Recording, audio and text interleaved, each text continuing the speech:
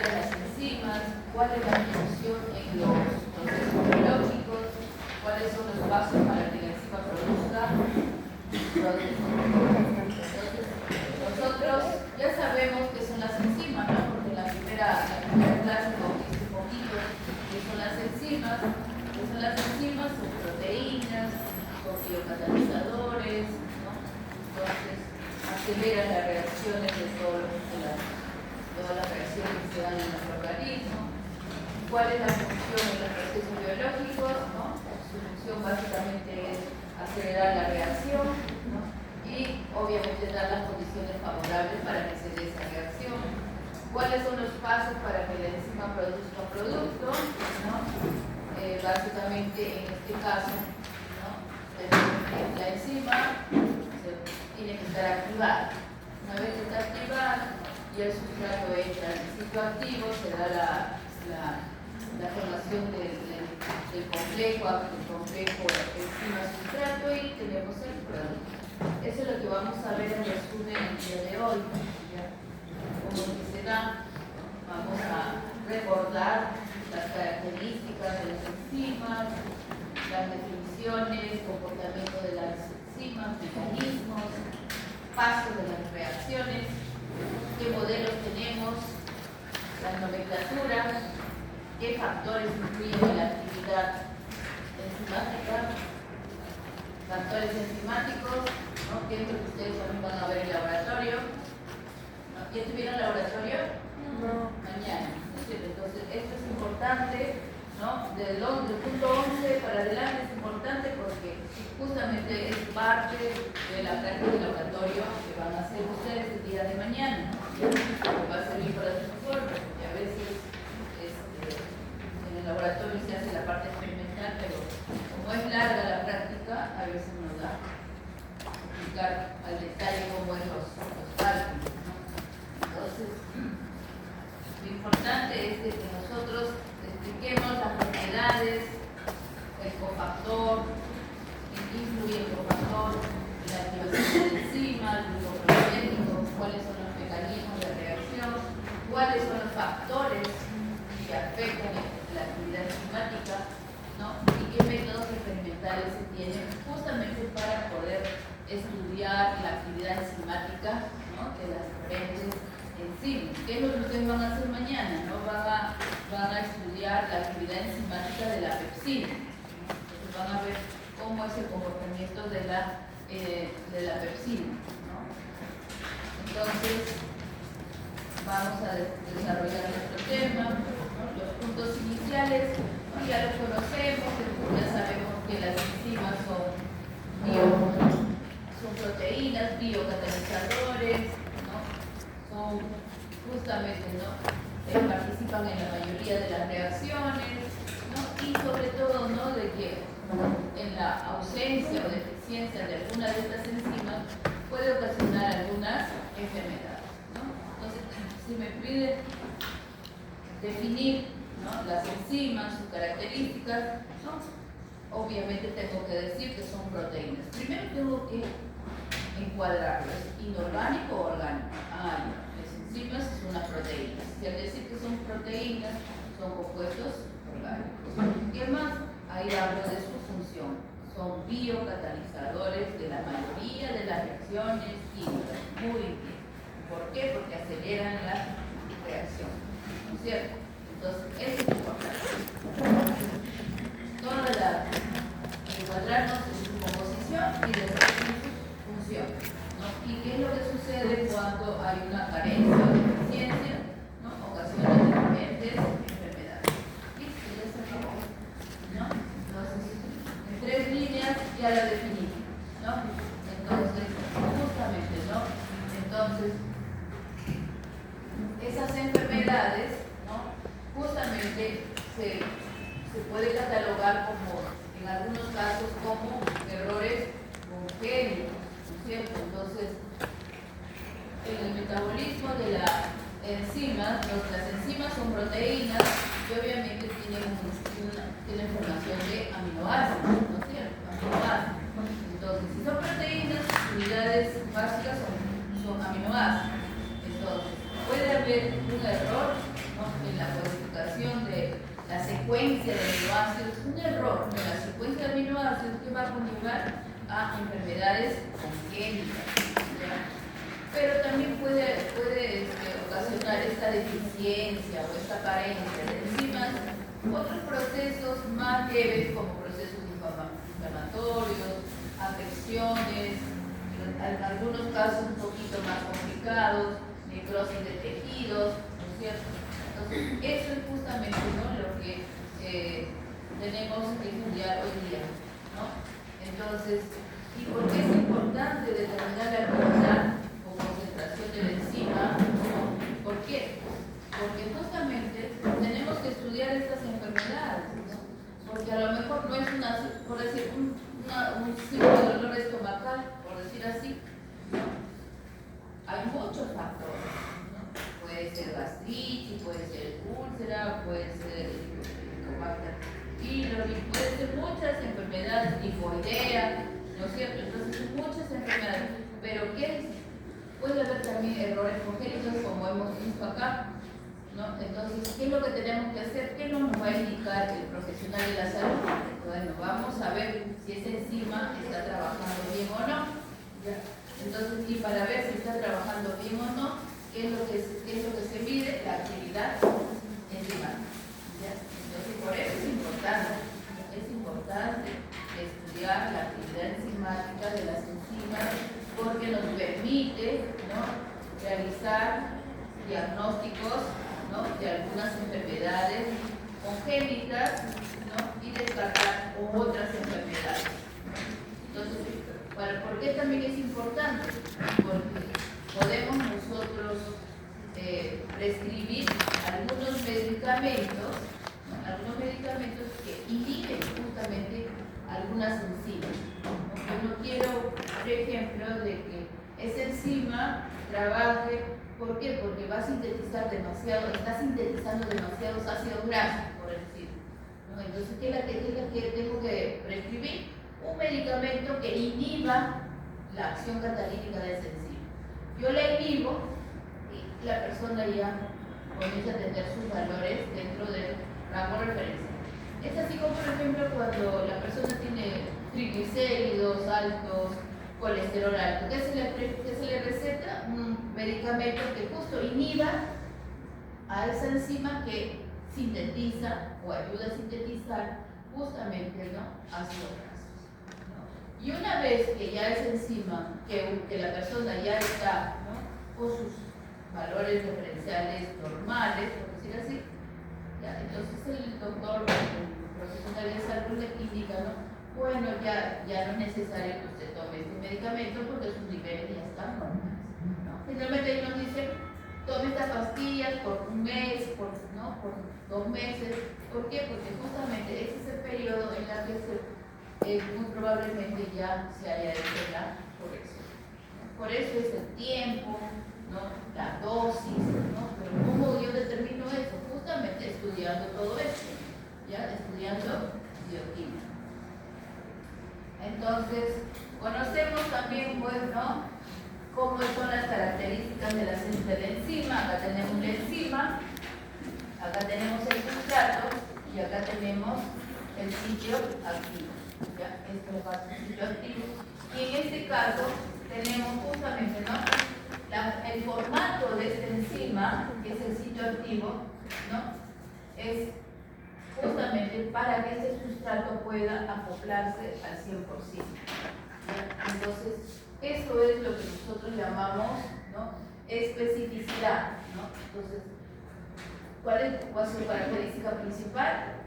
Su poder catalítico y especificidad. ¿Qué significa especificidad?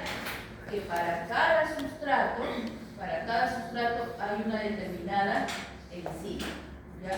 Entonces, eso es especificidad. ¿Viene de qué? De específico. ¿Ya?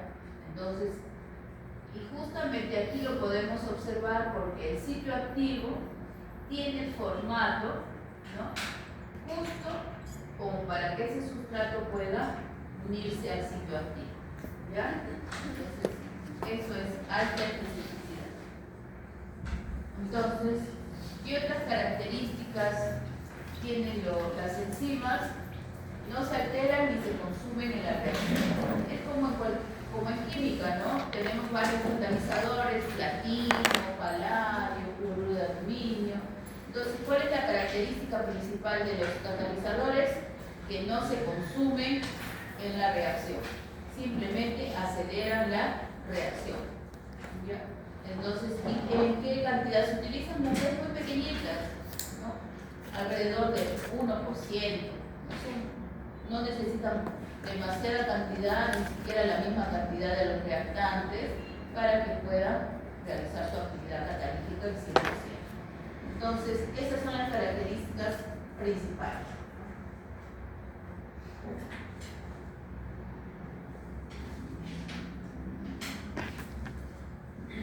Aquí tenemos, por ejemplo, ¿no? En el caso de estas enzimas que acabamos de decir que son proteínas, hemos dicho que son una secuencia de aminoácidos, ¿no? Tienen estructura primaria y secundaria y también tienen una estructura terciaria, o sea, tridimensional. Tienen primaria, secundaria y terciaria. Algunas enzimas tienen no estructura cuaternaria, pero todas tienen hasta estructura terciaria. Algunas pueden tener estructura cuaternaria. Por ejemplo, acá tenemos un ejemplo, ¿no? Por ejemplo, acá tengo mi sustrato, maltosa, ¿ya? Y la enzima sería la maltasa. Esta maltasa, ¿no? En este caso la maltosa, ¿qué cosa es? Un disacárido.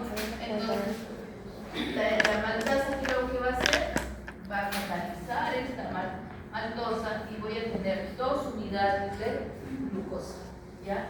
En este caso, el ácido láctico, que es el sustrato, voy a utilizar, en este caso, esta enzima deshidrogenasa del ácido láctico, deshidrogenasa porque va a deshidrogenar, ¿no? Entonces voy a tener el ácido pilúrico. Un favor, el ambiente está muy cargado, ¿sí o no? Yo lo siento que está cargado y me sigue. ¿Puedes abrir un ratito la ventana esa? No, pero así bien. Yo no lo siento. Así está cargado.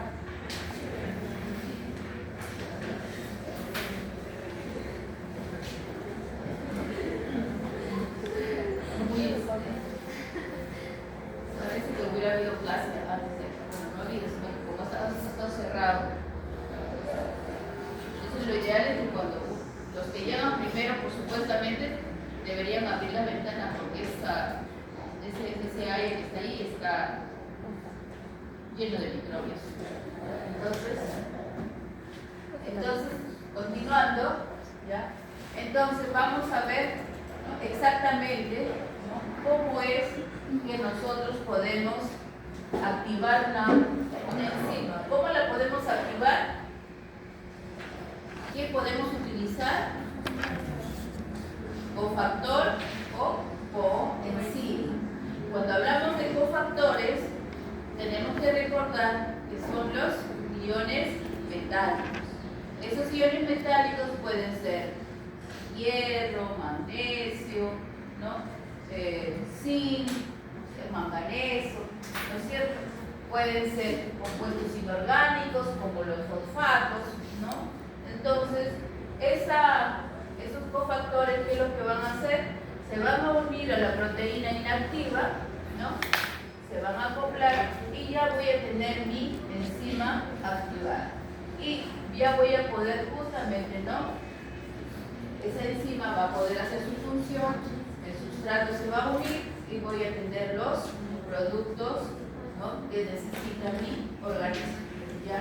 Entonces, cuando nosotros hemos visto clasificación de las proteínas de acuerdo a su composición química, ¿no? Hay 3 clasificaciones, recordar. La primera es de acuerdo a su estructura, ¿cierto? Primaria, secundaria, terciaria, eso es de acuerdo a su estructura. Ahora, de acuerdo a su conformación, ¿cómo pueden ser? Globulares y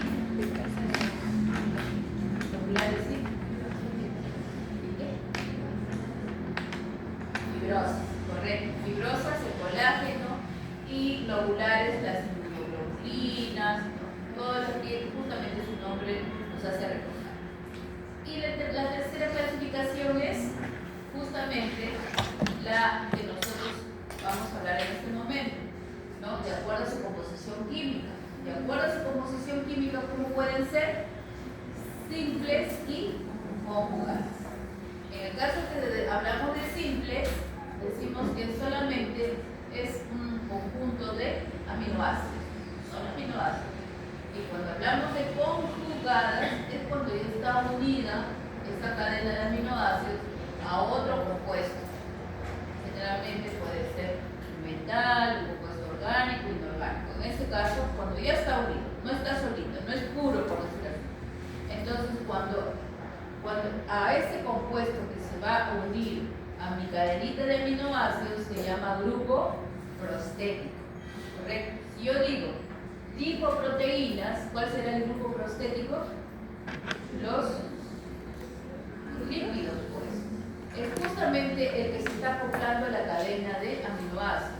En este caso, sería, si yo digo glicoproteínas, ¿cuál es el grupo prostético? La glucosa. Fosfoproteínas, ¿cuál es el grupo prostético? El grupo fosfato, ¿ya? O sea, no, todavía están durmiendo, ¿ya? Entonces, esos son el tipo de preguntas que van a venir, ¿eh? Así que, el fin de semana nomás te queda para estudiar, ¿ya? Entonces, línea por línea tienen que repasar y si no se acuerdan lo escriben en un cuadernito y esa es la forma de estudiar. O lo hablan en voz alta, ¿no? Porque el examen S1 es el examen más fácil de todos los exámenes bioquímicos. De ahí ya vienen las rutas metabólicas. Entonces, aquí tenemos el resumen justamente, ¿no? Holoproteínas.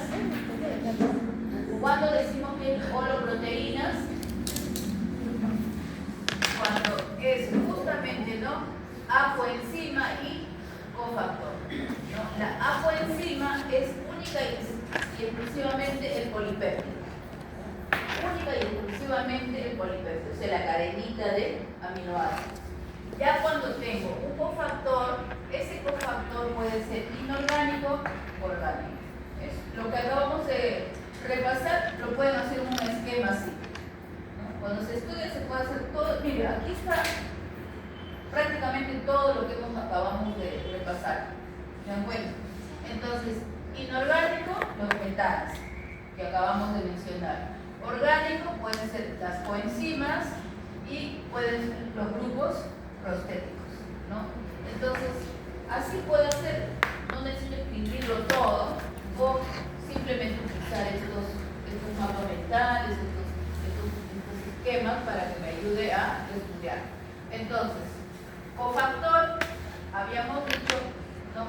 Ese va a estar unido a ese compuesto orgánico y acá se pueden también ser las vitaminas, ¿sí o no? Las vitaminas también, ejemplo, el NAD, el NAP, ¿no?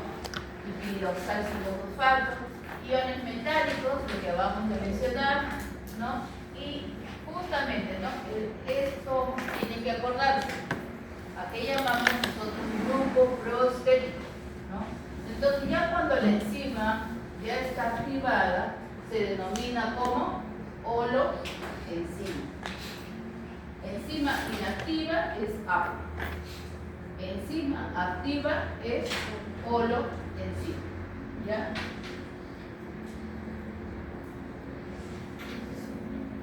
Entonces, aquí yo tengo una apoenzima. Es solamente proteína, porción de proteína, inactiva. Entonces, ¿qué le falta para convertirse en una enzima activa? ¿Qué le falta ahí? ¿Qué le faltaría? ¿No?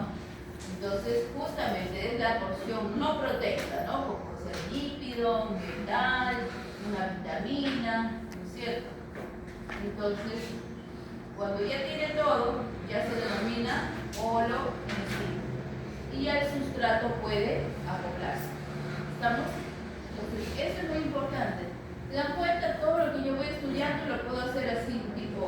puedo hacer un esquema, puedo yo misma diseñar una enzima, listo, y voy repasando, ¿no? Poco a poco.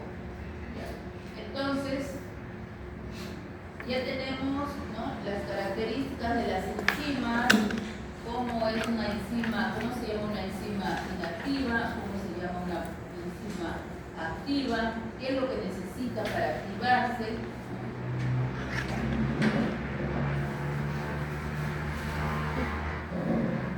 Entonces, cuando nosotros tenemos ya la enzima activada, ¿correcto? Enzima activada, ¿qué es lo que sucede? La enzima, ¿no?, tiene su sitio activo y el sustrato se va a acoplar, se va a unir al sitio activo. Pero ¿qué es lo que pasa ahí, no? Se supone que hay una reacción química, ¿no?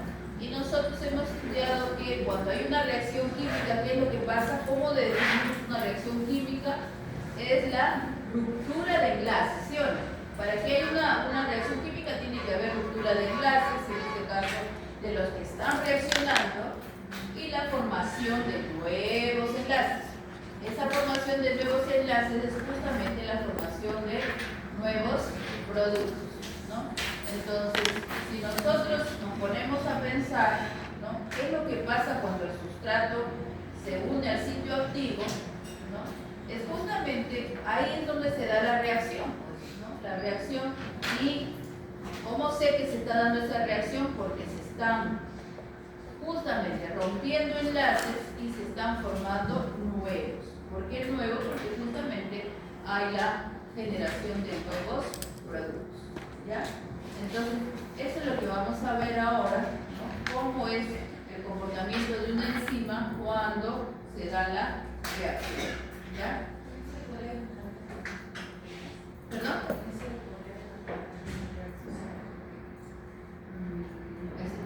Desnaturalización es otra cosa. Desnaturalización de una proteína es cuando la estructura cuaternaria, ¿no?, se degrada a estructura primaria, ¿no? Obviamente que ahí hay también ruptura de enlaces, ¿no? Hay una ruptura de enlaces, pero esa es la definición de desnaturalización, ¿no?, el paso de una estructura cuaternaria a primaria, ¿no? Obviamente que hay reacción química porque hay ruptura de enlaces, ¿no?, porque se está rompiendo por diferentes factores. Uno de los factores puede ser pH, puede ser temperatura, ¿no? Obviamente que hay ruptura de enlaces porque las cadenas se van rompiendo y tengo yo finalmente una estructura primaria.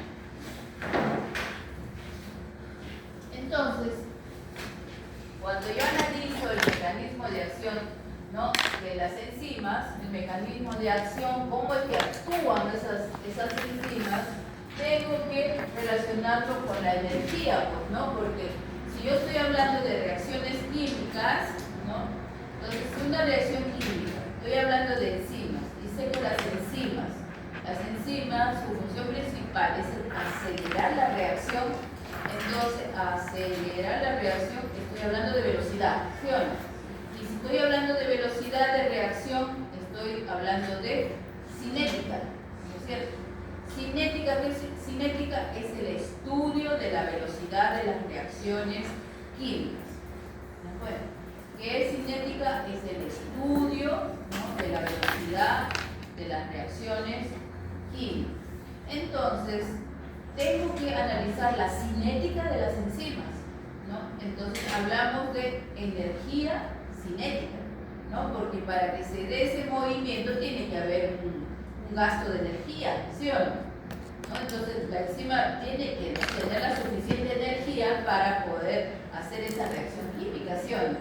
Entonces, esa energía, en este caso, cuando hay la presencia de una enzima, ¿no?, es mucho menor que cuando no hay enzima, ¿no? Entonces, en este caso, en la presencia de una enzima, la energía que se necesita para que se dé la reacción es mucho menor. Entonces, ¿qué es lo que pasa? Necesito, como decir, el arranque, ¿no? Necesito hasta acá. Aquí es donde se forma el complejo enzima-sustrato. Aquí es donde se unen y comienza a darse la reacción. Pero como yo necesito poca energía, tiempo para que se pueda formar este complejo y tenga el producto. Pero ¿qué es lo que pasa cuando no hay enzima? ¿No? Se necesita mucho más, tengo que ir hasta arriba, ¿no? Mucho más energía hasta arriba y recién se forma el complejo y se forman los suelos. Pero en el caso de la presencia de enzimas, esa energía es mucho menor. Por eso es que, ¿no?, es rápido, ¿no? Se forma rápidamente el complejo enzima-sustrato, ¿no? Y ustedes saben que ahí en ese sitio activo es donde se está dando la reacción. Entonces, se forma ese complejo y ya podemos tener el producto en menor tiempo, ¿ya? Esa es la cinética de reacción de las enzimas. Entonces vamos a ver ahora los paso a paso qué es lo que está pasando ahí, ¿no? ¿Qué es lo que está sucediendo? Entonces, yo tengo acá mi enzima, acá tengo mi sustrato, acá tengo el sitio activo o sitio catalítico, ¿no es cierto? Entonces, ahí todavía todavía no se han unido, ¿no? Entonces, y la unión va a ser, ¿no?, a través del sitio activo o sitio catalítico, ¿no? Ahí es donde se van a unir, ¿no es cierto? Entonces, el paso 1 es enzima y sustrato se combinan y forman un complejo. Entonces vamos a ver esta partecita donde la enzima más el sustrato finalmente, ¿no?, forman ese complejo. Y ese complejo, ¿cómo es representado? Cuando ya está acoplado al sitio activo, ¿no? Entonces ahí es donde realmente, ¿no?, sucede la reacción, ¿no? Hay un estado de transición. ¿Por qué? Porque justamente, miren, acá ya se está rompiendo los enlaces. Es justamente de alta energía, porque justamente ahí es donde, ¿no?, la enzima va a actuar, ¿no? Como es un estado de transición, todos los estados de transición son inestables. ¿Por qué? Porque es rápido, puede ser muy cortito tiempo, puede ser, es algo así, depende justamente de qué sustrato se esté uniendo, ¿no? Pero son generalmente, se les dice de transición porque es intermedio, es de corta duración, generalmente, ¿ya? Ahí se están rompiendo los enlaces, ¿ya? Entonces, una vez que ya se han roto los enlaces, ¿ya?, entonces ya se está formando el complejo enzima-producto. Esa formación de enzima-producto, ¿no? Entonces, finalmente, ¿qué es lo que voy a obtener? Miren, ya tengo dos, ¿no? Uno verdecito y otro lila, pero también tengo la enzima, como les había dicho. La enzima no ha sufrido cambios, queda tal cual, no forma parte de mi producto, ¿no? Entonces queda como inicialmente, ¿no?, estable, ¿ya? Entonces ahí tenemos mi enzima 100%, ¿no?, al 100%, y tengo mis dos productos. Y esos son los pasos que se dan en la reacción, ¿ya?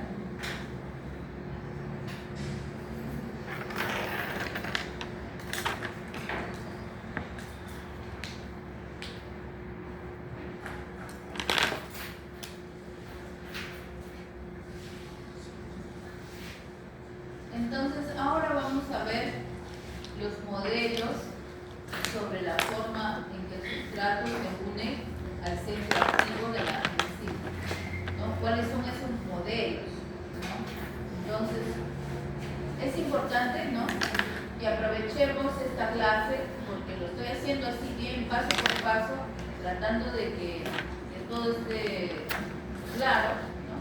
Y cuando ustedes ya lleguen a esta semana 4, o tal vez les falte nomás la semana 4 estudiar, no sé cómo estarán estudiando, pero ya por lo menos ya están haciendo un repaso, ¿no? Eso es lo que estamos tratando de hacer.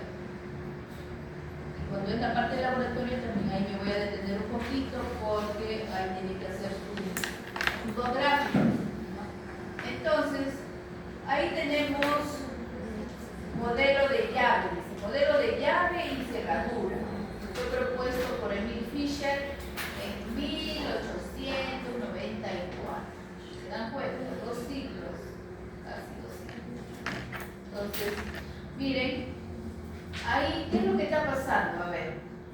¿Quién me puede decir? Si estamos hablando de enzima y sustrato, ¿qué es lo que está pasando ahí?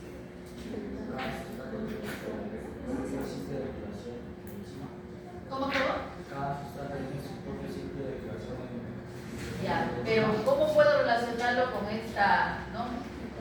Con este candadito y con estas dos llaves? ¿Ah? Ya, sí, o sea, usted me está diciendo los conceptos, ¿no? Pero posteriores, pero yo quiero que me digan sobre esto, ¿qué es lo que está pasando acá? ¿Qué es lo que está pasando?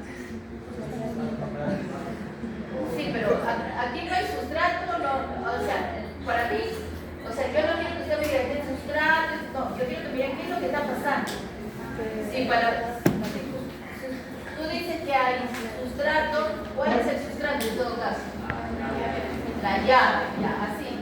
O sea, ustedes cuando escriban en su examen, no me pueden poner, ay, es esto, es el otro, y que yo adivine lo que ustedes han querido decir.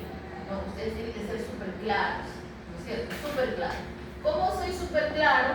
Entonces, tú me has dicho que las llaves son el sustrato. Entonces, si las llaves son el sustrato, ¿qué cosa será el candado? La enzima. Entonces, eso es lo que yo quiero que ustedes sean súper claros. ¿Ya?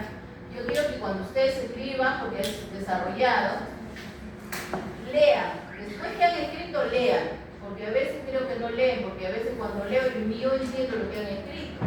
¿Me entiendo? Tengo que adivinar supuestamente lo que han tratado de decir. Entonces, después que yo respondo, tengo que leer lo que he escrito, porque a veces mitad está en la cabeza y mitad está en el papel. Entonces, ¿cómo lo puedo yo? O sea, si yo hago esa pregunta, ¿cuál sería la forma tal vez más adecuada de responder? Bueno, en el esquema estoy viendo dos llaves y un candado. Perfecto.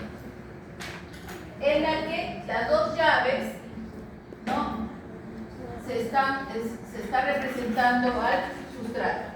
Y en este caso el candado está representando a la enzima.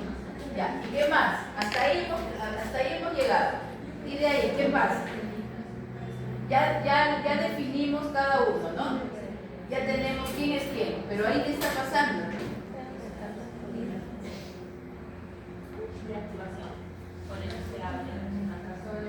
Ya, pero ¿por la activación de qué? Y a ver cómo, o sea, hay falta, ¿sí o no? O sea, ustedes me escriben por la activación, pero yo tengo que adivinarlo el resto, no puedo adivinar el resto. ¿Cómo podrían? Ambos se acoplan, por favor. Las dos llavecitas se acoplan. No, una sola para que. Ya, pero ¿cuál llavecita se acopla? Pues eso es lo que usted tiene que ser específico. No, ya sé, pero ¿cuál de las dos llaves? La primera. ¿Y cuál es la primera? ¿La amarilla o la plateada? La plateada. A ver, vamos a ver si es la plateada. ¿Y por qué es la plateada? ¿Ah? ¿Perdón? ¿Quién está hablando? ¿Porque la plateada qué? Porque la plateada es la que va a activar. ¿Y por qué no la amarilla no es la que activa? Tiene la forma. Tiene la forma. Las dos tienen la forma. ¿Ah? Encaja. ¿Y por qué encaja? Las dos encajan. Ahí yo veo que las dos encajan. El candado se abre, pues. El candado se abre. Mira, acá cómo se abre. Se abre con la plateada.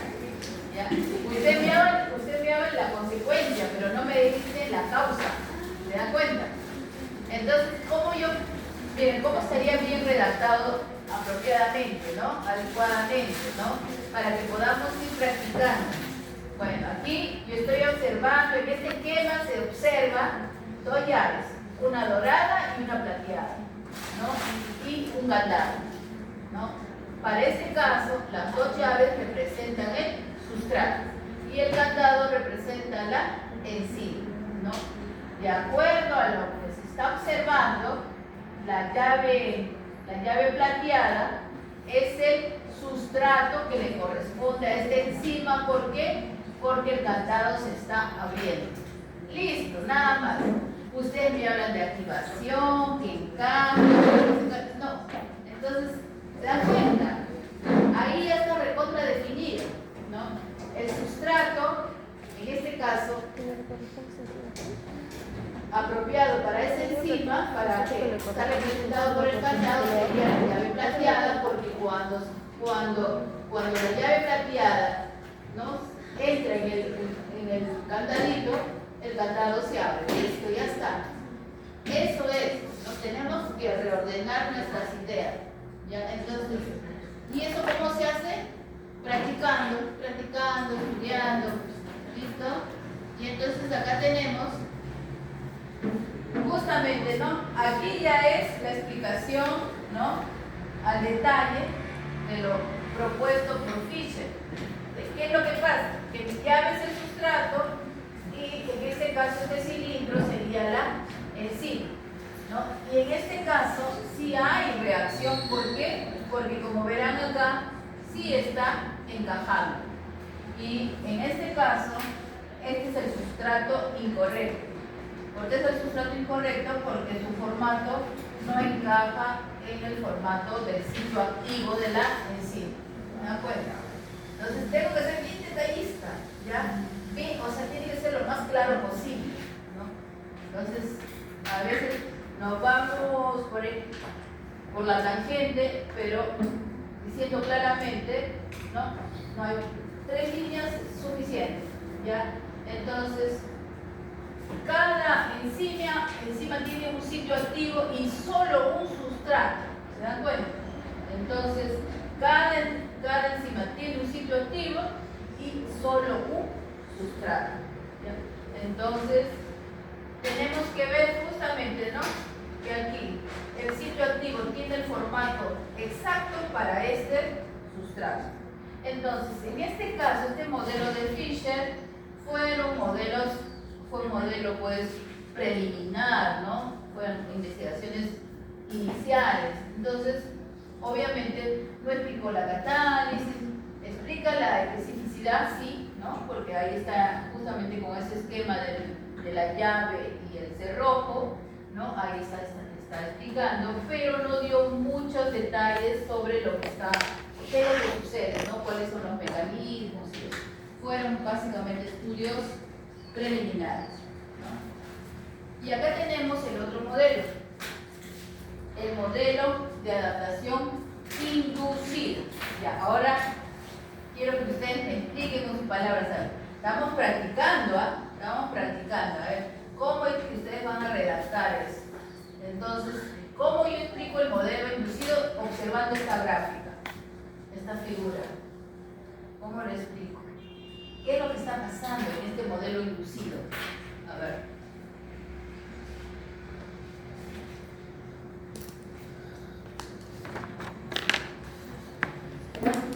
Ya mejoró. Pues aquí está, les digo, estaba mareada. Ahora sí les puedo decir, estaba mareada porque yo no soporto el ambiente cargado. Bueno, no tengo casa, tengo departamento, pero todas mis ventanas están abiertas, toditas. No soporto que esté cerrada. Yo veo una ventana cerrada, me asfixio.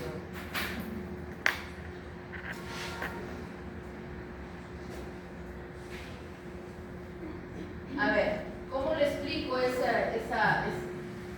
esquema? ¿Qué es lo que está pasando? Tengo primero que darme cuenta que dice es un modelo inducido. Si es un modelo inducido, ¿qué es lo que está pasando ahí? A ver. La enzima se adapta al sustrato. Exacto, ¿no? En poquitas palabras, la enzima se está adaptando al sustrato. Entonces, miren, ¿y cómo llego a esa conclusión, no? Yo veo mi enzima, ¿correcto? Acá está mi enzima y acá está mi sustrato, pero observo, tengo que observar. Esto también ayuda para desarrollar agudeza visual, ¿no? Entonces, cuando ustedes vean una resonancia magnética, o sea, ustedes sean los únicos que vean qué es lo que está normal en esa resonancia magnética. ¿Por qué? Porque a lo mejor todos dicen, pero yo no veo nada, ese paciente está bien, ¿para qué lo vamos a operar? No, aquí está, miren. Aquí está. Este sustrato tiene la forma de una lengüetita, ¿no es cierto? ¿No? Tiene cierta altura, pero ¿qué es lo que pasa aquí con este sitio activo de esta enzima? Está plano, ¿sí o no? Entonces, ¿qué es lo que pasa? ¿No? Entonces, ¿qué es lo que pasa? La enzima cambia ligeramente su forma para que el sustrato se pueda acoplar. ¿De acuerdo? Aquí le está diciendo, bueno, apachúrate, porque si no, no voy a poder activar, ¿no es cierto? No puedo acoplar, ¿no es cierto? Entonces, por eso se llama inducido, porque ese sustrato, ¿no?, está induciendo que a esa enzima le diga, pues no, ya, pues por favor, ¿no? Cambia de forma, porque si no, no hay forma, ¿no es cierto? Entonces, una vez que ya, ¿no?, indujo a la enzima que ligeramente cambie su forma, ¿no?, entonces ya se puede formar el complejo enzima, ¿no?, el complejo enzima producto, y finalmente ya tengo mis dos productos, ¿no es cierto? Entonces, como dice ahí, pues está induciendo a la enzima a modificar su forma, ¿no?, para que se pueda, el sustrato pueda acoplarse, ¿ya? Entonces, esos son dos modelos, ¿no? Si aplicamos lo aprendido, el primero, ¿cuál será? Y el segundo será el modelo de adaptación. ¿Correcto?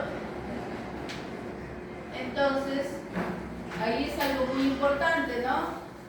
Sin importar el mecanismo de la actividad catalítica, dice, la forma en que la enzima distorsiona el sustrato reduce obviamente la energía de activación justamente para la transformación del sustrato en producto. Traduciendo, ¿no es cierto? Entonces, no importa cuál sea el mecanismo, ¿no?, al unirse el sustrato al sitio activo de la enzima, ¿no?, justamente ahí es donde se va a producir la energía necesaria, ¿no?, para que se dé la reacción y se forme finalmente el producto, ¿no es cierto? Porque ¿dónde es de que hay gasto de energía? Justo cuando se une, cuando se forma el complejo enzima-sustrato, porque en ese sitio activo es donde se da la reacción, ¿no? Ahí donde hay ruptura de enlaces y formación de nuevos enlaces. Entonces tenemos que a veces imaginarnos qué es lo que está pasando, ¿no? Ya se unió el sustrato con la enzima, ¿y de ahí qué está pasando? Si al final yo tengo productos, obviamente, entonces hay ruptura de enlaces y se están formando nuevos enlaces, ¿no es cierto? Entonces, nosotros ya hemos llevado química, ¿no? Entonces ya podemos imaginarnos qué es lo que puede estar pasando, ¿no? Entonces, en el caso de nomenclatura de enzimas tenemos dos tipos. Las comunes, ¿cuáles serán las comunes? Las que siempre hemos escuchado generalmente, ¿no? ¿Qué terminación tiene? Asa, ¿no? Y la segunda, que es principio de la clasificación internacional.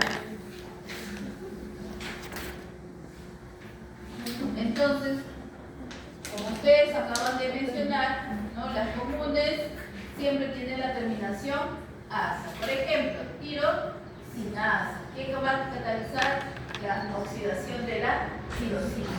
La celulasa cataliza la hidrólisis de la celulosa.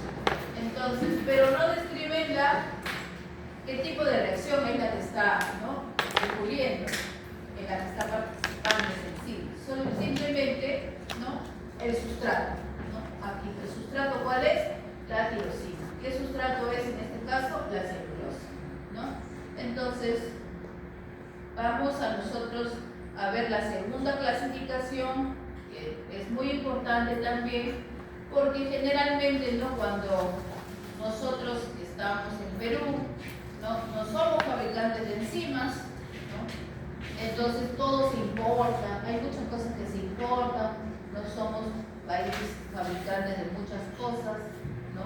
Entonces, a veces tenemos la materia prima, pero otros países lo transforman, ¿no? Y por esa transformación cuesta más de 5 veces los productos, ¿no? Entonces, ¿cómo es esa clasificación internacional? ¿Correcto? Entonces, esa clasificación internacional, ¿para qué sirve? ¿Por qué es importante? ¿Por qué es importante? Porque cuando yo hago una importación, o sea, cuando ustedes le pidan doctor, doctora, licenciado, licenciada, ¿no? Por favor, díganme sus requerimientos. Así llegan. Díganme sus requerimientos para el próximo mes, ¿no? Usted tiene que dar su visto bueno, porque patología me ha pedido estos reactivos, microbiología me ha pedido estos reactivos, y usted como jefe de departamento tiene que dar su visto bueno, ¿sí o no? Eso es lo que va a pasar. No solamente ustedes van a operar y van a dar su recetita, no. En algún momento van a ser jefes de departamento, jefes de área, ¿no? Entonces, ahí ustedes van a tener que revisarlos. ¿Por qué están pidiendo estas enzimas? A ver, voy a ver el código internacional, si se ajusta o no se ajusta. Tengo que saberlo, ¿ya? Para eso es importante. No solamente saber que las enzimas, cómo las reconozco con la terminación ASA, no. Tengo que también saber el otro código, porque esos son los códigos que se utilizan en las importaciones, y para reconocerlos a nivel internacional, ¿no? Como dice su nombre. Entonces, ¿cómo están clasificadas? En 6 categorías, y justamente son 6 categorías porque son 6 los tipos de reacciones en las que participan, ¿no? Entonces, eso sí lo tengo que aprender. ¿Cuáles son las reacciones, ¿no? En las que generalmente todas las enzimas, ¿no? Participan? ¿Qué tipo de reacción? Entonces, ¿y cómo es el número de clasificación? No, son 4 números. Ese es comisión de enzimas. El primer dígito se refiere a la clase de enzima, el segundo a la subclase, el tercero a la subclase, y el cuarto número es el orden, ¿no? Es como decir, pues, ¿no? Entonces, en una sección hay de teoría, tengo 7 grupos, 7 grupos, ya. Ahí es clase, subclase, subclase. El grupo 7 está formado por 6 integrantes, ya. Entonces lo vamos a ordenar por orden alfabético. Entonces, ¿quién es primero? ¿Quién es segundo? ¿Quién es tercero? Así de esa forma. Entonces, el cuarto es el número, ¿no? Justamente que me va a indicar el orden dentro de esa clasificación, ¿ya? Entonces, vamos a tener un ejemplo para que nos demos cuenta y las reacciones en las cuales participan. Habíamos dicho que son 6, ¿no? Entonces, la primera, ¿cuál es? Óxido-reducción. La segunda es reacciones de transferencia de grupos. Hidrolasas, reacciones de hidrólisis. Liasas, adición de grupos a dobles enlaces. Isomerasas, transferencia de grupos dentro de moléculas dando formas isoméricas. O reacciones de isomerización, ¿no? Las enzimas participan en reacciones de isomerización, ¿no? ¿Sí o no? Sí. En reacciones de oxidación, sí. En reacciones de transferencia de grupos, sí. En reacciones de hidrólisis, sí. En reacciones de formación de nuevos enlaces, carbono-carbono, carbono-azufre, carbono-hidrógeno, carbono-nitrógeno, sí. Entonces, son 6 las reacciones en las cuales las enzimas participan. Estas sí se las tienen que saber.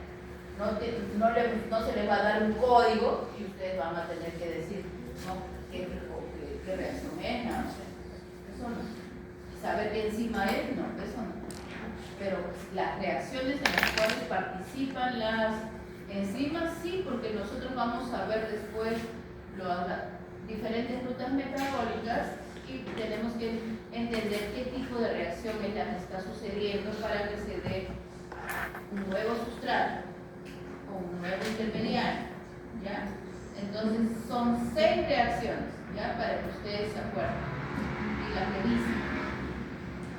Y acá tenemos, por ejemplo, la alcohol deshidrogenasa y su código es 1111.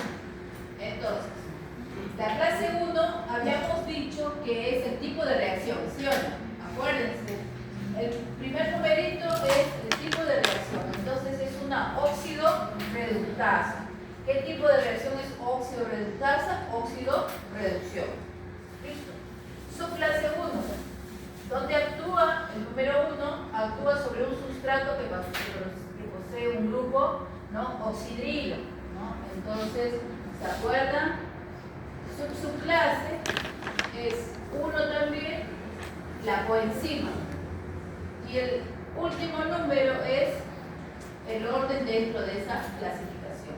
En este caso, como es 1, es la primera enzima de ese grupo, ¿ya?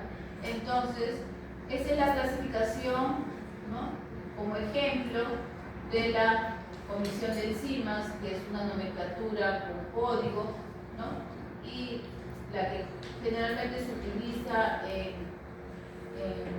cuando hay importaciones, ¿no?, en proyectos de investigación, algo que requiera, ¿no?, más una clasificación más precisa, ¿no? Porque a veces nos pueden decir, utilice esta enzima, a ver, quiero ver su código internacional. Sí, exactamente, esta es una enzima, ¿no?, que justamente me sirve para una reacción de oxidorreducción, para que actúe sobre un grupo funcional específico. Eso, ¿no?, ya me está dando una orientación, ¿no? Porque hay muchas, infinidad de enzimas, pero su código es el que me va a ayudar a identificar. Es como decir su DNI, ¿no es cierto? Este es el DNI de las enzimas. ¿Listo? ¿No? Más claro.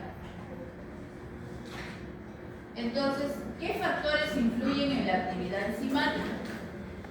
¿No? Este es otro punto que tenemos que revisar bien, porque esto es lo que vamos a ver también en el laboratorio.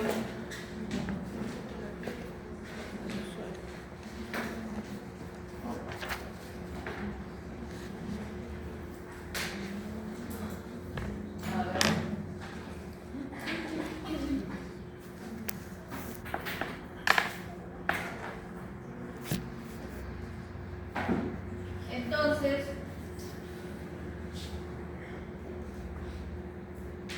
¿qué factores influyen en la actividad enzimática? ¿No? Estamos hablando de la actividad enzimática, de la velocidad de reacción de las enzimas, ¿ya? Entonces, ¿cuáles son esos factores? ¿No? Entonces, esos factores, ¿no?, obviamente que van a incidir en la función principal de la enzima. ¿Cuál es la función principal de la enzima? Acelerar la velocidad de reacción, ¿cierto? Entonces, así tengo que yo repreguntar, reformular, cuestionar, ¿no? Entonces, ¿por qué hablarán de los factores, ¿no?, que afectan la actividad catalítica de la enzima? Pero actividad enzimática es velocidad de reacción de la enzima, ¿sí o no? Ya dice, justo, ¿no?, que va a acelerar la reacción. Ya, entonces, por ahí es, factores que afectan la velocidad de reacción. ¿Se dan cuenta? Factores que afectan la velocidad de reacción. Entonces, ¿cuáles son esos factores? Cambio de pH, cambio de temperatura, concentración de sustrato, concentración de la enzima, activadores y finalmente inhibidores. Son varios, también son 6, ¿no? Entonces, ahí. Miren, yo si estudiaría así. Allá, son 6 las reacciones que participan las enzimas, son 6. Y también son 6 los factores que afectan la velocidad de reacción de las enzimas. Así siempre estudiaría, asociando. Yo siempre he asociado, toda mi vida, asociado. Entonces, ya sé que son 6, 6, 6, y si me falta uno, es como cuando a mi hijo le digo, todo lo asocio, yo le digo, le doy una lista, acuérdate, son 6 cosas, no regreses si no has comprado las 6. Así le digo, no regreses porque las 6 las necesito, pues. Ya, le pongo lista, escribo en el WhatsApp, regresa, y yo le digo, no eran 6, falta 1. Pero sí he comprado todo, ¿cuándo faltan los limones? Pero tienes que fijarte cuántos son, cuántas cosas son. Y regresa a veces con otras cosas, pero no por lo que yo le mandaba. ¿Por qué? Porque son así. Todos son así, igualitos. Todos son así. Compra, o sea, con lista y todo, y trae cualquier cosa menos lo que le encargado. Sí. Listo. Entonces,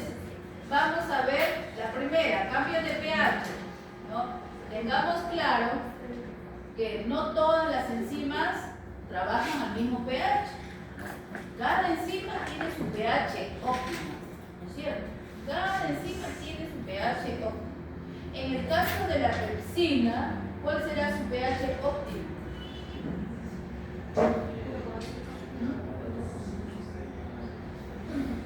Ahí está, usted me tiene que decir, Clarisa, que es 1.5. Miren, lea.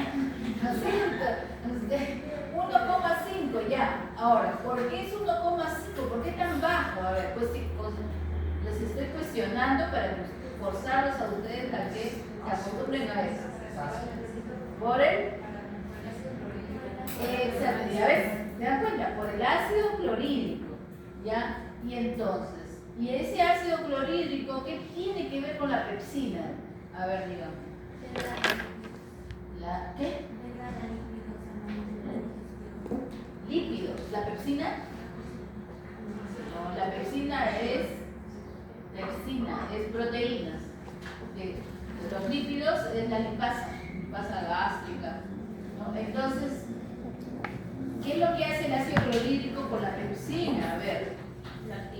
Activa, muy bien, ¿no es cierto? Porque nosotros no tenemos pepsina, tenemos pepsinógeno, ¿sí? Sí, pepsinógeno tenemos, y ese pepsinógeno va a ser activado por el ácido clorhídrico. Entonces, una vez que el ácido clorhídrico ha activado al pepsinógeno, ese pepsinógeno se convierte en pepsina. Y ya la pepsina está lista para degradar a las proteínas. Por eso que la pepsina tiene su pH óptimo es 1,5. En el caso de la ureasa, es otro pH. En el caso de la arginasa es otro pH. ¿Se dan cuenta? ¿Qué quiere decir eso en conclusión? Que no todas las enzimas trabajan al pH, ¿no? Un pH bonito, ¿no? Cada enzima tiene su pH óptimo, ¿ya? Cuando hablamos de temperatura, ¿no es cierto? Nosotros sabemos que el rango óptimo del trabajo de una enzima es entre 35 y 40 grados. ¿A qué temperatura ustedes trabajan en el laboratorio del baño? ¿Cuánto? Ustedes no ponen su tubo y ahí que se caliente, ¿no? 37. ¿Por qué? Miren, el rango óptimo es de 35 a 40. Entonces, 37 está dentro del rango óptimo. ¿Y por qué 37 exclusivamente? Porque es la temperatura corporal. 36,5 a 37,2, ¿se dan cuenta? Tengo que asociar todo, ¿no? Entonces, no puedo decir a 37, pero será porque a la técnica le gustó ese número. No puedo decir eso. Tengo que tener fundamento técnico, ¿correcto?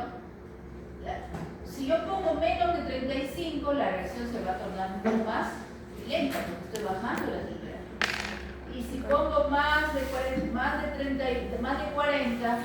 mayor de 45, más específicamente, ya estamos desnaturalizando la proteína, porque ya sabemos que uno de los factores que desnaturalizan a las proteínas es la temperatura. ¿Se dan cuenta?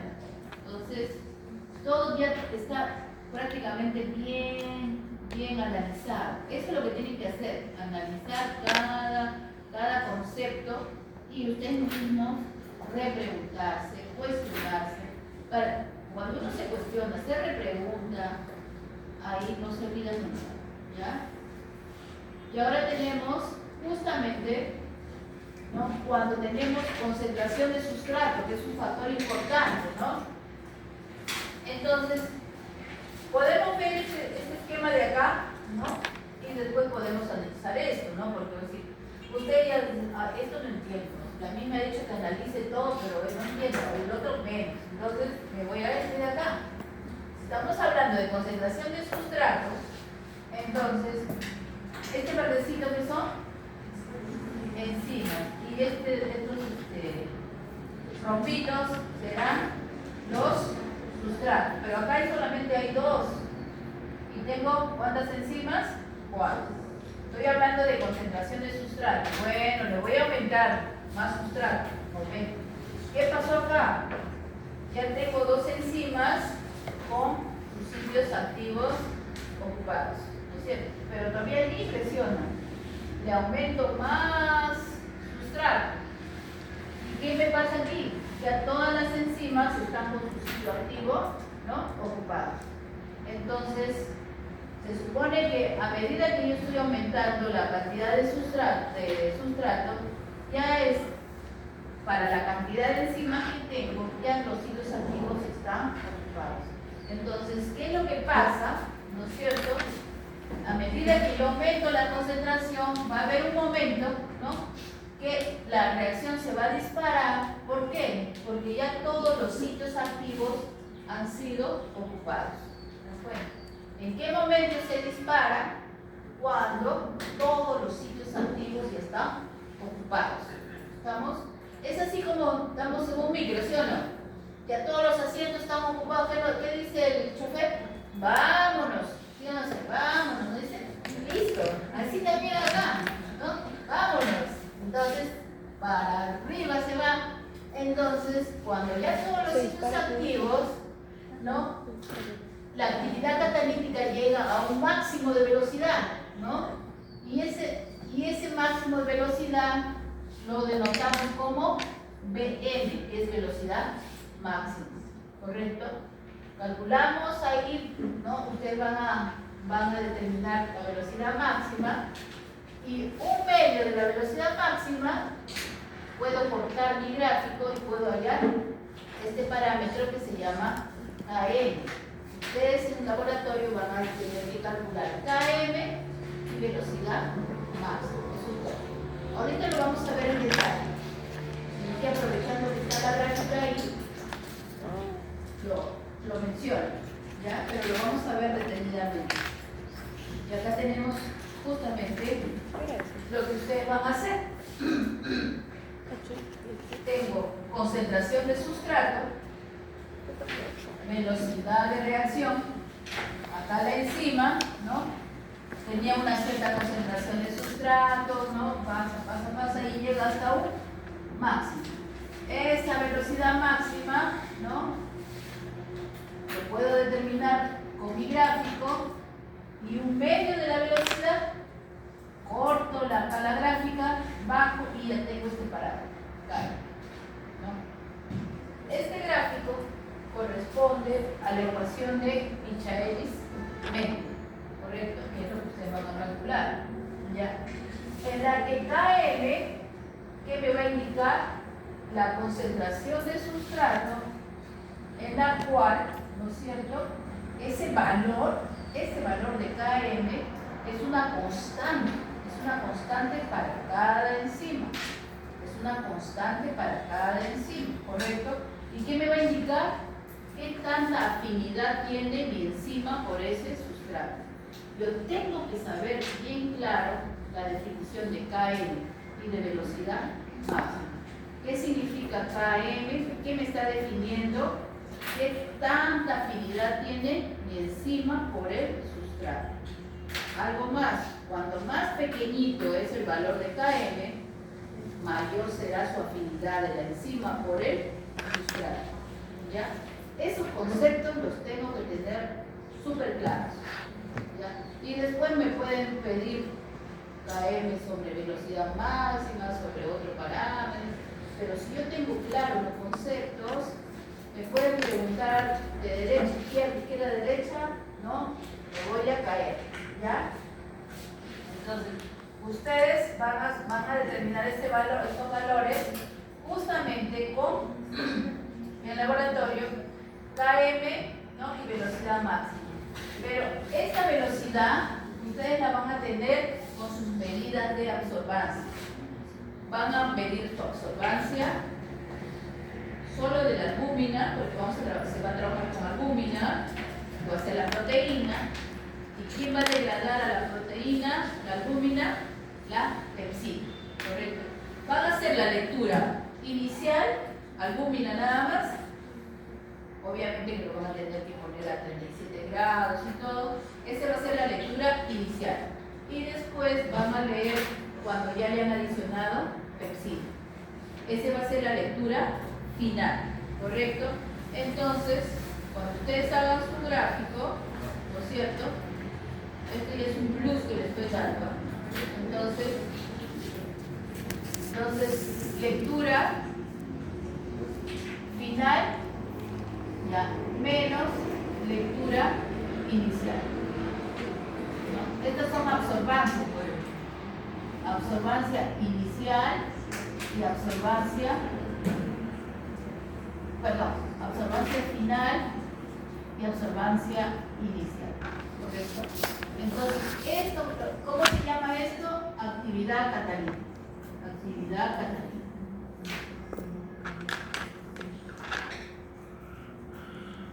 ¿No? Actividad catalítica, ya sabemos que la actividad catalítica es la velocidad de reacción.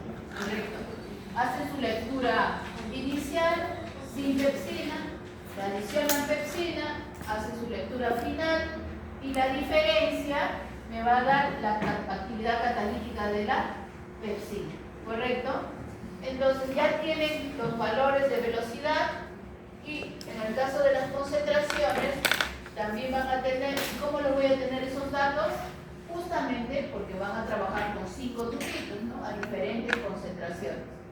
Y eso lo van a calcular y ya tienen valores de velocidad y valores de concentración. Y con esos valores ya pueden graficar, ¿ya? Entonces, más o menos así es, ¿ya? Entonces, ¿cómo hallo este B sub 0 para hallar Km? Tengo que hallar la velocidad máxima y la mitad de ese valor, ¿no es cierto? Por eso es 0,5 o un medio de la velocidad máxima. Aquí, por ejemplo, si fuese 0,32, acá sería 0,16. Voy hasta 0,16, corto mi curva, bajo y obtengo el valor de Km, ¿no? Entonces, ese valor de Km es único para cada enzima. Es único para cada enzima. ¿Ya? Y acá lo tengo de otra forma. Velocidad máxima, velocidad o concentración de sustrato. Y si yo he sido muy observador, me doy cuenta que aquí es un comportamiento lineal. O sea, si es lineal es una recta. Y si es una recta, se dice que es una cinética de primer orden. ¿Y por qué es una cinética de primer orden? Me acuerdo de química. Y cuando es una cinética de primer orden, indica que a medida que yo aumento la concentración, la velocidad también aumenta. Son directamente proporcionales. La segunda fase, en la que ya es una curva, se dice que es una cinética de orden 0, porque llega un momento que, por más que yo le adicione el sustrato, ¿qué es lo que pasa? La velocidad no va a cambiar. Yo le echo más sustrato, el doble por acá. ¿Qué pasa? Ya esta curva, miren, tiene una tendencia a permanecer constante. Entonces se dice que es una reacción de orden 0. ¿Por qué de orden 0? Porque en este caso, por más que yo adicione el sustrato, la velocidad no va a cambiar. ¿Ya? Entonces tengo que tener claro esos conceptos. ¿Ya? Y hablamos acá de la enzima, concentración de la enzima, ¿no es cierto? En este caso, ¿qué comportamiento es? ¿Verdad? Lineal, ¿no es cierto? Y si es lineal, ¿qué me está indicando? Que a medida que aumento la concentración de enzima, la velocidad también va a incrementar. Listo, ¿ya ves cómo me ayuda el concepto anterior?